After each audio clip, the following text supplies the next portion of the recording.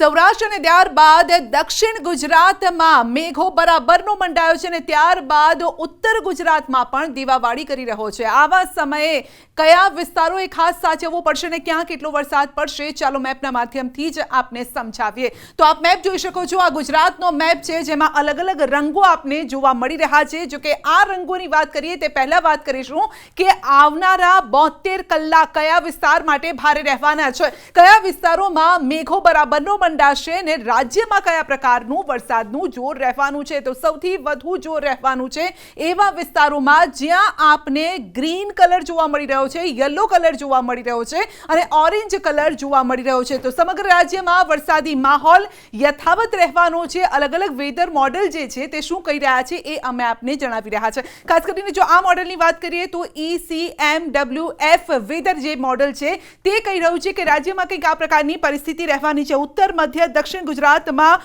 વધુ વરસાદ રહેવાનો છે। જ્યાં બ્લુ કલર જોવા મળી રહ્યો છે આછો અને ઘાટો, ત્યાં લગભગ 7 થી 10 થી 12 ઇંચ જેટલો વરસાદ વરસાદ પડી શકે છે, માફ કરશો કે મિલીમીટરમાં વરસાદ પડી શકે છે। બીજો જે આપણે ગ્રીન કલર જણાવીએ તો ગ્રીન કલર લગભગ 25 થી 30 ની વચ્ચે અહીં વરસાદ પડી શકે છે। હવે યલો કલરની વાત કરીશું તો યલો કલર જ્યાં દેખાઈ રહ્યો છે જ્યાં 40 થી 50 વરસાદ વરસી શકે છે અને જ્યાં ઓરેન્જ કલર જોવા મળી રહ્યો છે લગભગ ત્યાં 60 થી 70 વરસાદ થઈ શકે છે। અને સૌથી વધુ જે ઘેરો અહીંયા જાંબલી કલર જોવા મળી રહ્યો છે, જાંબુડિયો કલર, ત્યાં લગભગ જે મહીસાગર વિસ્તારની વાત કરીએ, મહીસાગર જિલ્લાની વાત કરીએ તો ત્યાં લગભગ 175 વરસાદ વરસી શકે છે। એટલે આવનારા જે 72 કલાક છે સૌથી વધુ આ વિસ્તાર માટે ભારે રહેવાના છે, એટલે કે મધ્ય ગુજરાતમાં હવે મેઘો મંડાવાનો છે। પહેલા આપણે જોયું કે જ્યારે શરૂઆત થઈ ત્યારે સૌથી વધુ વરસાદ ભાવનગરમાં પડ્યો હતો અને ભાવનગરથી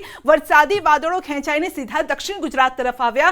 દક્ષિણ ગુજરાત બાદ હવે મધ્ય ગુજરાતનો વારો આવ્યો છે। ઉત્તર ગુજરાતમાં પણ અરવલ્લીમાં વરસાદ વરસી રહ્યો છે અને હજુ ત્યાં પણ ઓરેન્જ કલર જોવા મળી રહ્યો છે, જેનો મતલબ એ છે કે આ વિસ્તારે પણ સાચવવું પડશે। એટલે આવનારા 72 કલાક આ વિસ્તાર માટે ભારે રહેવાના છે। અલગ અલગ જે વેધર મોડેલ છે આપણે તેની વાત કરી રહ્યા છીએ। હવે બીજું આ વેધર મોડેલ જે છે GFS વેધર મોડેલની આપણે વાત કરી રહ્યા છે, ત્યાં પણ લગભગ એ જ પ્રકારની પરિસ્થિતિ જોવા મળી રહી છે। જો આ વેધર મોડેલની વાત કરીએ તો કચ્છ આ સાથે સૌરાષ્ટ્રમાં વરસાદ તો વરસવાનો છે। અહીંયા કેટલા મિલીમીટર વરસાદ થશે તો જે પહેલા પણ મેં આપને જણાવ્યું એ મુજબ 7 થી લગભગ 15 ની વચ્ચે વરસાદ અહીંયા થઈ શકે છે। પરંતુ વધારે ભારે કયા વિસ્તારો માટે રહેવાનો છે આવનારો સમય 72 કલાક, તો કયા વિસ્તારો છે આપ જોઈ શકો છો।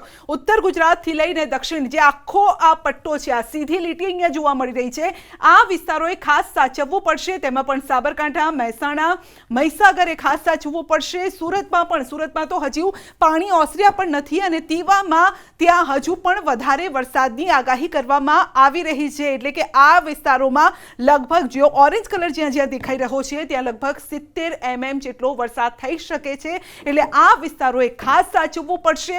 હવે વાત કરીશું એક ત્રીજા મોડેલની કે એ શું કહી રહ્યું છે, વેધર મોડેલ શું કહી રહ્યું છે। તો આઇકોન વેધર મોડેલની આપણે વાત કરીએ તો અહીંયા પણ પરિસ્થિતિ કંઈક એ જ પ્રકારની છે। ભલે રંગો થોડા આડા અવડા થયા હોય પરંતુ પરિસ્થિતિ એવી જ રહેવાની છે। જે પહેલા પણ જે રીતે જણાવ્યું કે સૌરાષ્ટ્ર અને કચ્છમાં થોડો ઓછો વરસાદ રહેશે, અહીંયા પણ વરસાદનું જોર તો રહેશે પરંતુ ઉત્તર ગુજરાત અને દક્ષિણ ગુજરાત જેટલું કદાચ નહીં રહે। અને ફરી એક વખત મહીસાગર, અરવલ્લીએ વધારે સાચવવાનું રહેશે। અરવલ્લીમાં સ્થિતિ અત્યારથી જ વણસેલી છે અને આ સ્થિતિ વધુ ખરાબ થઈ શકે છે। એટલે વાત કરીએ તો રાજ્યમાં યથાવત રહેવાનું છે આ મેઘાવી તાંડવ આવનારા 72 કલાક સુધી અને વધારે વરસાદ અહીંયા થોડો ઓરેન્જ કલર જોવા મળી રહ્યો છે, એટલે કે ભુજ આસપાસ પણ વધુ વરસાદ વરસી શકે છે પરંતુ 48 કલાક તાંડવ મચાવશે વરસાદ। અને આવા સમયે લગભગ અત્યારથી જ 8 થી 10 ઇંચ જેટલો વરસાદ તો વરસી ચૂક્યો છે અને તેવામાં આટલા સુધી પાણી ભરાયેલા છે અને ઘણા વિસ્તારોમાં તો ગળાડૂબ પાણી છે।